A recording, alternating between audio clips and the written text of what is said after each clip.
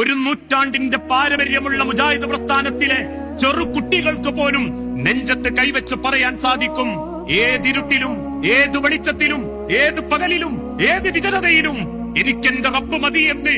ആശങ്കകളില്ലാതെ, ഒരു പ്രയാസമില്ലാതെ, ഒരു കെട്ടിക്കൊടുക്കുന്ന ചിന്തകൾക്ക് മുൻപിലും അടിപതറാതെ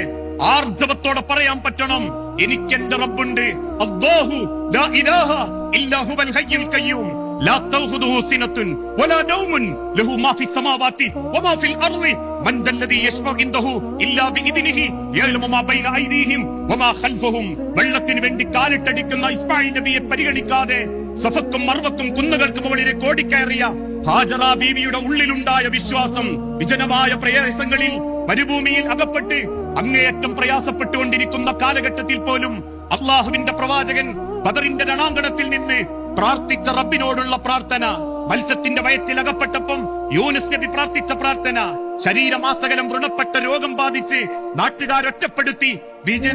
അങ്ങേയറ്റം മാറ്റി നിർത്തിയപ്പോഴും ആ അയ്യൂബ് നബി പ്രാർത്ഥിച്ച പ്രാർത്ഥന, ആ പ്രാർത്ഥനയിലേക്ക് മാത്രമേ നിങ്ങൾക്ക് പോകാൻ പാടുള്ളൂ എന്ന് പറഞ്ഞതിന്റെ പേരിലാ ഇന്നാളുകൾ നമ്മളെ കുറ്റം പറയുന്നത്.